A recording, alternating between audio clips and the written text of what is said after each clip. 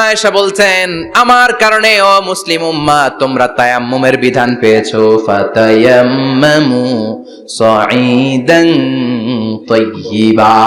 মা আয়েশা একটা যুদ্ধে গিয়েছিলেন, যুদ্ধ থেকে ফেরার পথে মা আয়েশার গলার লকেট নাই। মাঝে মাঝে হয় না, মহিলা গলার লকেট পায় না, পুরা বাড়ি আগুন করে ফেলাইছে, লকেট নাই, লয়ে গেল রে, নিয়ে গেল রে, হারাইলাম রে। মা আয়েশার লকেট নাই। লকেট হারানোর পরে মা আয়েশা কান্নাকাটি। বিশ্বনবী বললেন থামো। অনেকক্ষণ থামার পরে লকেট খুঁজে পায় না, সবাই খোঁজাখুঁজি, লকেট কই, লকেট কই, লকেট খুঁজে পায় না। ওদিক দিয়ে মাগরিবের নামাজের সময়ও শেষ, নামাজের সময় শেষ। আর যেই জায়গায় লকেট খোঁজার জন্য থামা হয়েছে ওই জায়গায় আবার পানি নাই, পানি সামনে, পানির দিকেও যেতে পারে না, লকেটও খুঁজে পায় না, নামাজও পড়া যায় না। সব সাহাবীরা মিছিল শুরু করছে, আবু বকর রে ধর, ধর ধর, আবু বকর রে ধর। আবু বকরের মেয়ের কারণে নামাজ আমাদের চলে যাচ্ছে।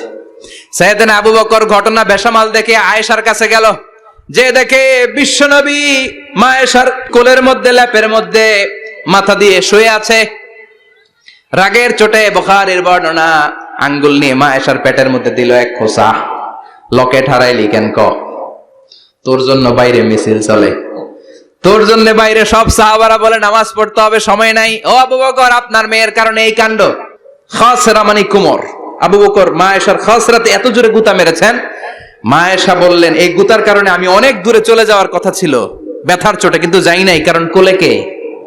কোলের মধ্যে বিশ্বনবীর মাথা, নড়ে গেলে বিশ্বনবীর ঘুম ভেঙে যাবে, ব্যথাটা হজম করেছি, নড়ি নাই। আল্লাহ তখন আয়াত নাজিল করলেন, ফালাম তাজিদু মাআন ফাতায়াম্মামু সাঈদান তাইয়্যিবা। ও সাহাবারা, মিছিল বন্ধ করো। কোন নারীর বিরুদ্ধে মিছিল করো? এই নারীর সাথে তো বিয়ে আমি সরাসরি বিশ্বনবীর দিয়েছি। যাও, ওযুর জন্য টেনশনে ছিলা, টেনশনের দরকার নাই। আয়েশার কারণে আজকে নতুন করে একটা বিধান দিলাম, আজ থেকে যদি ওযুর পানি না পাওয়া যায়, বালুর মধ্যে 2 হাত বাড়ি মেরে তায়াম্মুম করো, নামাজ পড়ে নাও, কবুল করে নিবে কে? এই মা আয়েশার লকেট হারানোর কারণে তায়াম্মুমের বিধান নাজিল হয়েছে। কোন সুবহানাল্লাহ।